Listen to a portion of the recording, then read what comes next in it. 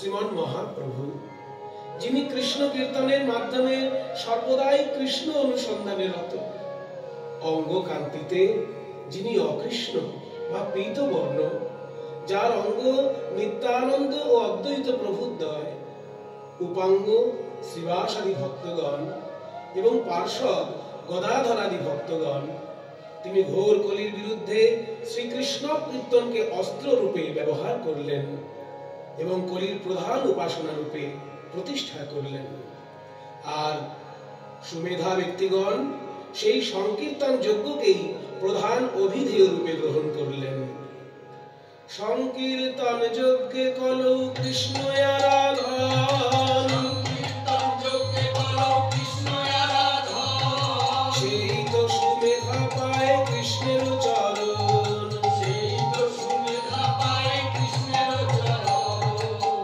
এই ভুবন মঙ্গল হরি সংকীর্তনের প্রচার কেন্দ্র হিসেবে শ্রীবাস অঙ্গনকেই বেছে নিলেন মহাপ্রভু।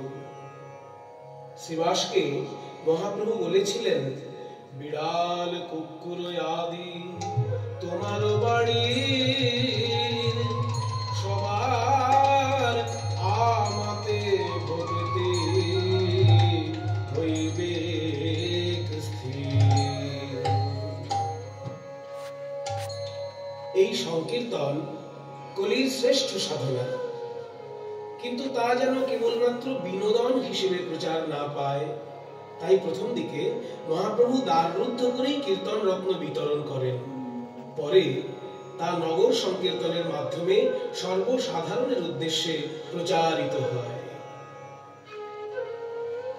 একদিন মহাপ্রভু শ্রীবাসাঙ্গনের বিষ্ণু সিংহাসনে বসে 21 ঘন্টা ব্যাপী আবিষ্ট হয়ে দিব্য ঐশ্বর্য প্রকাশ করলেন, যাকে বলে 7 প্রহরিয়া ভাব। সর্বাদ্যে শ্রী নিত্যানন্দ জয় জয় বলি, সর্বাদ্যে শ্রী নিত্যানন্দ জয় জয় বলি, প্রভুর শ্রী শিরে জল দিলা কুতূহলী, প্রভুর শ্রী শিরে জল দিলা কুতূহলী। তখন অদ্বৈত আচার্য আদি ভক্তবৃন্দ পুরুষ সূক্ত পাঠ করে মহাপ্রভুর রাজ রাজেশ্বর অভিষেক করলেন। ওম সহস্র শীর্ষা পুরুষঃ সহস্রাক্ষো সহস্রপাত সা ভূমিং বিশ্বতো মৃত্বা অত্যতিষ্ঠৎ দশাঙ্গুলম। এবার মুকুন্দ আদি ভক্তগণ অভিষেক মঙ্গল গান গাইছেন।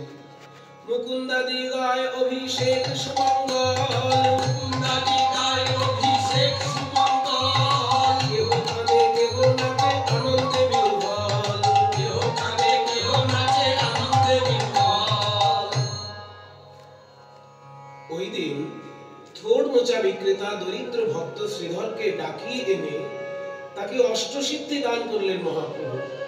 আর শ্রীধর কেঁদে বলে, যে ব্রাহ্মণ কাড়ি নিল মোর খোলা পাত, যে ব্রাহ্মণ কাড়ি নিল মোর খোলা পাত, সে ব্রাহ্মণ হোক মোর জন্ম জন্ম নাথ, সে ব্রাহ্মণ হোক মোর জন্ম জন্ম নাথ। মহাপ্রভু মুরারি গুপ্তকে শ্রী রামচন্দ্র রূপে দর্শন দিয়ে কৃপা করলেন এবং বললেন যে কোনো ব্যক্তি যদি একবারও মুরারির নিন্দা করে তাহলে কোটিবার গঙ্গা স্নানেও তার নিস্তার হবে না। ওদিকে ভক্ত হরিদাস মুসলমান বংশে জন্মগ্রহণ করে হরিনাম করার ফলে তৎকালীন সমাজ ব্যবস্থা তাকে 22 বাজারে বেত্রাঘাত করে। সেই বেত্রাঘাতের চিহ্ন মহাপ্রভু নিজ অঙ্গে দেখালেন আর বললেন, তোমার যে শ্রদ্ধা করে সে করে আমারে, তোমার যে শ্রদ্ধা করে সে করে আমারে, নিরন্তর থাকি আমি তোমার শরীরে, নিরন্তর থাকি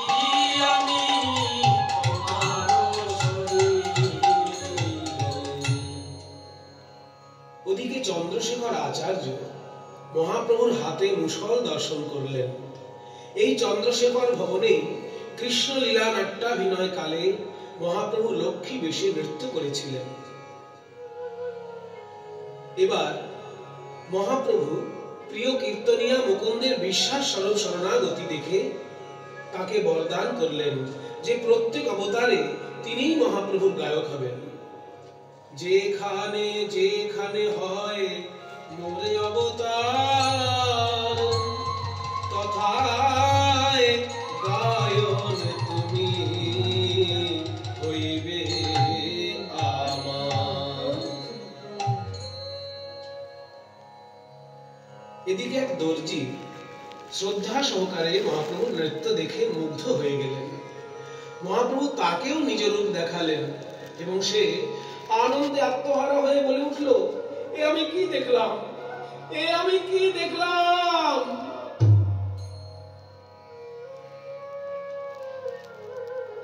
ওদিকে মহাপ্রভুর জননী সচী মাতা ঘরের বিপরীত দিকে দাঁড়িয়ে গৌরাঙ্গ লীলা দর্শন করছিলেন। তার সঙ্গে শ্রীবাস পত্নী মালিনী দেবী ও অদ্বৈত পত্নী সীতা দেবী ঘরের ভিতর থেকে সবই প্রত্যক্ষ করলেন। ওনাদের কাছে দাঁড়িয়ে ছোট্ট একটি মেয়ে শ্রীবাসের ভাইঝি নারায়ণী দেবী মহাপ্রভুর রূপ দর্শন করলেন ও প্রসাদ পেলেন। ভোজনের অবশেষ যতে কয়াছিল,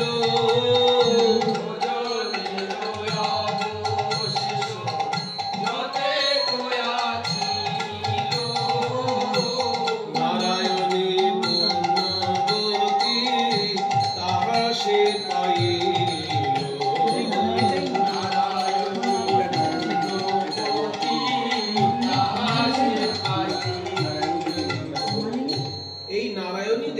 অভিজ্ঞতার ভিত্তিতে তার পুত্র শ্রী বৃন্দাবন দাস ঠাকুর পরবর্তীকালে শ্রী চৈতন্য ভাগবত রচনা করলেন। ওদিকে দুঃখী নামে এক রমণী শত শত কলসি জল এনে মহাপ্রভু সেবা করলেন। মহাপ্রভু তার নাম রাখলেন সুখী, কারণ যে সেবা সুখে ডুবে থাকে তার নাম দুঃখী হতে পারে না। ভিক্ষুক ভক্ত শুক্লাম্বর ব্রহ্মচারীর ঝুলি থেকে তন্ডুল নিয়ে মহাপ্রভু ভক্ষণ করেন ও তাকে কৃপা করেন। এমন সময় অদ্বৈত আচার্যের নৃত্য দেখে মহাপ্রভু খুশি হয়ে বললেন, অদ্বৈত, তোমার কাতর আহ্বানে গোলকের সিংহাসন টলে উঠেছিল, তাই তো আমি নিচে নেমে এলাম। ভক্তি আমি অবশ্যই প্রচার করব। অদ্বৈত বলয়ে যদি ভক্তি বিলাইবা, স্ত্রী শূদ্র আদি যত মূর্খের সে দিবা। তা তো নিশ্চয়ই, কিন্তু অদ্বৈত তুমি কিছু বর চেয়ে নাও। অদ্বৈত বলয়ে প্রভু মোর এই বর, অদ্বৈত বলয়ে প্রভু মোর এই বর। মূর্খ নিজ পতিতে অনুগ্রহ করো, মূর্খ নিজ পতিতে অনুগ্রহ করো। মহাপ্রভু বললেন, তথাস্তু।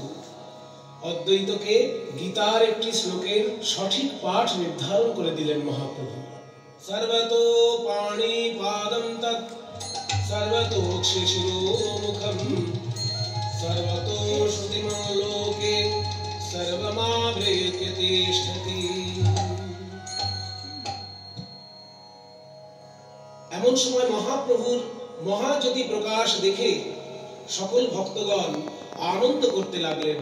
শ্রীবাস স্বয়ং তাকে চামর ব্যজন করতে লাগলেন।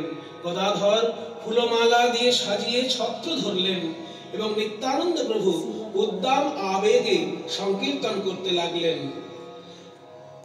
অহর্নিশি লয় ঠাকুর নিত্যানন্দ, অহর্নিশি লয় ঠাকুর নিত্যানন্দ। বলো ভাই সব মোর প্রভু গৌর চন্দ্র, বলো ভাই সব মোর প্রভু গৌর চন্দ্র। জয় জয় গৌরাঙ্গ রাধা গোবিন্দ, জয় জয় গৌরাঙ্গ রাধা গোবিন্দ। শ্রী হরি বাসরে হরি কীর্তন বিধান, নৃত্য আরম্ভিলা প্রভু জগতের প্রাণ। জয় জয় গৌরাঙ্গ রাধা গোবিন্দ। পুণ্যবন্ত শিবা স্বয়ং গণে শুভারম্ভ উঠিল কীর্তন ধ্বনি গোপাল গোবিন্দ সবার অঙ্গেতে শোভে শ্রীচন্দন মালা সবাই গায়েন কৃষ্ণ প্রেমে হয়ে ভোলা